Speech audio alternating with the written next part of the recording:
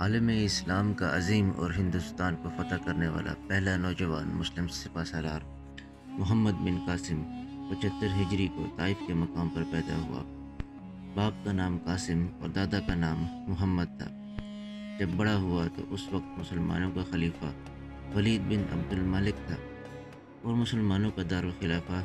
دمشق شہر تھا۔ اس وقت مسلمان ایران فتح کر چکے تھے، اور چونکہ سندھ کی سرزمین ایران کے نزدیک ہے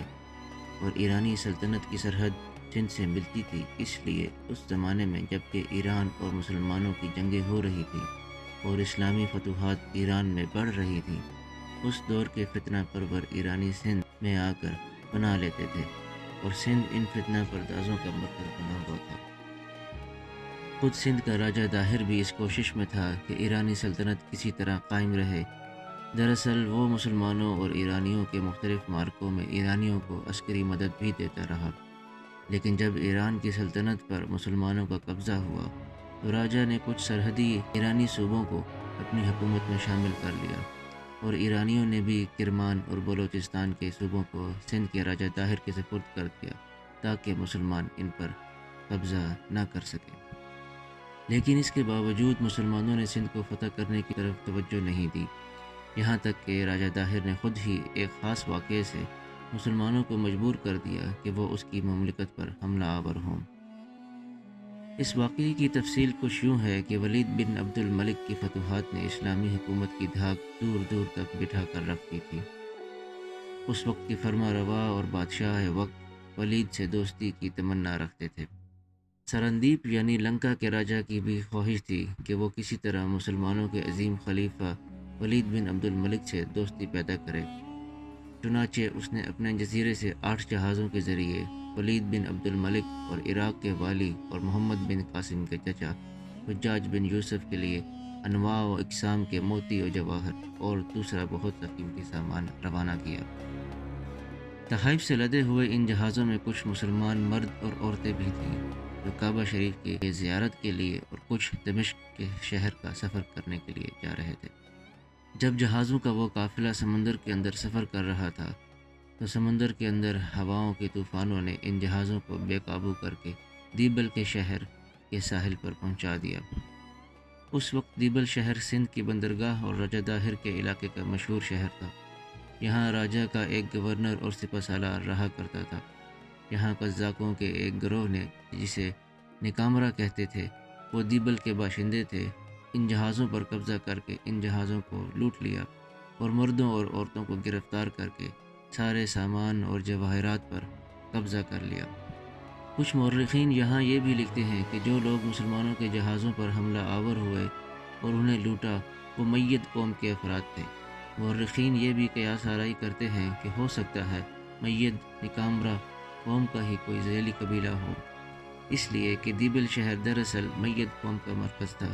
اور یہ بھی کہا جاتا ہے کہ یہ دیبل کی بندرگاہ کے علاوہ حکمران سندھ کاٹھیا واڑ کے ساحل پر رہنے والی ساری قومیں جن کا پیشہ لوٹ مار اور قزاقی تھا،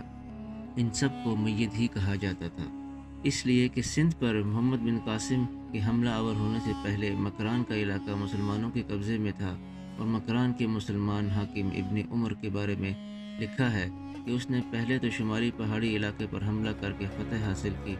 اس کے بعد مکران میں میدوں سے جنگ کرتے ہوئے شہید ہو گیا۔ مید قوم ساحل سمندر تک دور دور تک پھیلی ہوئی تھی، اس لیے کہ بنو امیہ کے بعد بنو عباس کا دور آیا تو سندھ کے گورنر موسیٰ بن عمران نے بھی قندبیل کے شہر فتح کرنے کے بعد میدوں پر حملہ کیا اور انہیں مطیع و فرمانبردار بنایا۔ بہرحال جب دیبل کی میت قوم کے قزاقوں نے جہازوں پر حملہ کیا تو سرندیپ یعنی لنکا کے راجہ کے آدمیوں اور مسلمان عورتوں اور مردوں نے ان قزاقوں کی بتیری منت و سماجت کی کہ ہم یہ مال مسلمانوں کے خلیفہ وقت کے لیے لے جا رہے ہیں، لہٰذا وہ ان پر حملہ آور نہ ہوں اور انہیں جانے دیں۔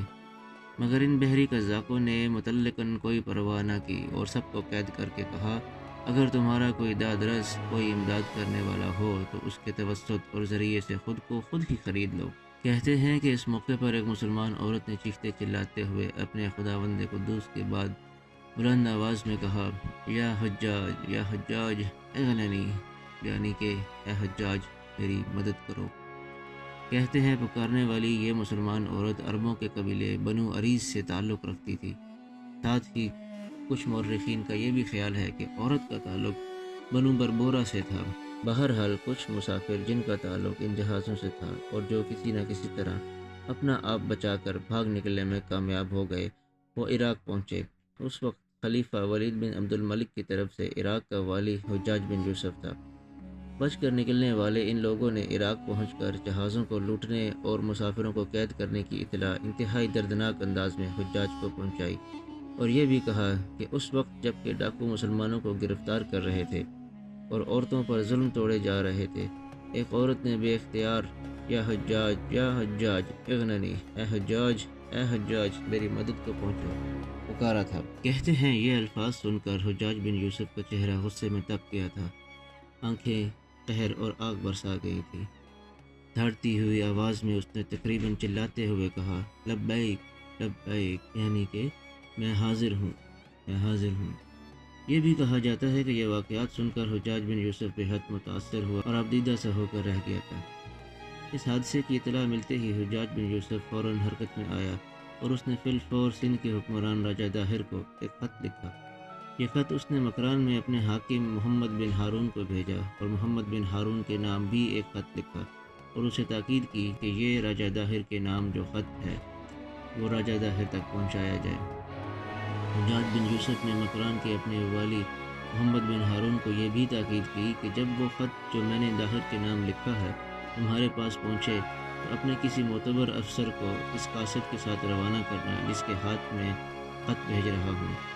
اور انہیں راجہ داہر کی طرف روانہ کرنا، اور راجہ داہر سے کہا جائے کہ وہ ان تحائف کو جو خلیفہ کے لیے لنکا کے راجہ نے بھیجے تھے اور ان بیواؤں، یتیموں، حاجیوں، مردوں اور عورتوں کو آزاد کر دے جنہیں دیبل کی بندرگاہ پر قید کر لیا گیا ہے۔ حجاج بن یوسف نے سندھ کے راجہ داہر کے نام جو خط لکھا اس کی تفصیل کچھ اس طرح تھی: ہمارے ملک کے لوگ جو تمہارے علاقے میں قید کر لیے گئے ہیں ان کو باعزت طریقے پر واپس کرو، اور مال و اسباب کا جو نقصان ہوا ہے اس کا تاوان ادا کرو۔ یہ خط جو حجاج نے راجہ داہر کے نام لکھا تھا، اس پر حجاج بن یوسف نے اپنے دستخط ثبت کیے۔ یہ خط جس قدر معقول اور شریفانہ انداز میں لکھا گیا تھا، اس کا جواب بھی اس قدر معقول ہی ہونا چاہیے تھا، لیکن راجہ داہر نے اس خط کا جواب نہایت بے پرواہی اور فریب سے دیا۔ اس نے کہا، یہ کام میرا نہیں بلکہ بحری ڈاکوؤں اور قزاقوں کا ہے جن سے میرا کوئی تعلق اور واسطہ نہیں۔ راجہ داہر کی غیر معقولیت اور اس کے فریب اور دھوکہ دہی کا اندازہ اس سے بھی ہوتا ہے کہ بعد کے دور میں جب محمد بن قاسم نے ہندوستان پر حملہ کیا اور آگے بڑھتے ہوئے اس نے الور شہر کو فتح کیا تو ان جہازوں کے مسافر الور شہر کے قید خانے سے نکالے گئے تھے۔ مورخین لکھتے ہیں کہ اگر بحری ڈاکوؤں نے ان مسافروں کو گرفتار کیا تھا تو سرکاری جیل خانے میں ان کے برآمد ہونے کی کوئی وجہ ہو ہی نہیں سکتی تھی، سوائے اس کے کہ راجہ داہر کے جواب کو ایک فریب سمجھا جائے۔ سندھ کے راجہ داہر کا یہ جواب جب عراق کے مسلمان والی حجاج بن یوسف کو ملا تو اس نے مسلمانوں کے خلیفہ ولید بن عبد الملک کے پاس ایک عرضداشت بھیجی اور تمام حالات لکھ کر سندھ پر حملے کی اجازت طلب کی، لیکن ولید نے اس کی اجازت نہ دی۔ حجاج نے چند دن کے بعد پھر بارگاہ خلافت میں لکھا، میرا خیال ہے امیر المؤمنین نے کثیر اخراجات کی وجہ سے سندھ پر حملے کی اجازت نہیں دی، لیکن میں وعدہ کرتا ہوں کہ اس مہم میں جس قدر رقم خرچ ہوگی میں اس سے دگنی رقم شاہی خزانے میں جمع کرانے کا پابند ہوں گا۔ حجاج بن یوسف کی یہ عرضداشت جب دمشق میں خلیفہ بن عبد الملک کے پاس پہنچی تو اس نے سارے احوال کا جائزہ لیتے ہوئے حجاج بن یوسف کو سندھ پر حملہ آور ہونے کی اجازت دے دی تھی۔ خلیفہ ولید بن عبد الملک کی طرف سے اجازت ملنے کے بعد حجاج بن یوسف نے اپنے ایک سالار عبداللہ بن نہان کو ایک لشکر دے کر دیبل پر حملہ آور ہونے کے لیے روانہ کیا۔ عبداللہ بن نہان دیبل پہنچ کر حملہ آور ہوا اور شجاعت و دلیری سے لڑتے ہوئے شہید ہو گیا۔ کچھ لوگوں کا خیال ہے کہ کرفٹن میں جو عبداللہ شاہ کا مقبرہ ہے یہ دراصل عبداللہ بن نہان ہی کا مقبرہ ہے جو سندھ کی فتح کے لیے آئے تھے اور جن کو حجاج نے دیبل پر حملہ آور ہونے کے لیے روانہ کیا تھا۔ اگر آپ کو یہ ویڈیو پسند آئی ہو تو اس کو لائک کیجئے، شیئر کیجئے، چینل کو سبسکرائب کیجئے اور بیل آئیکن کو پریس کر دیجئے تاکہ آئندہ آنے والی تمام ویڈیوز آپ کو باقاعدگی سے مل سکیں۔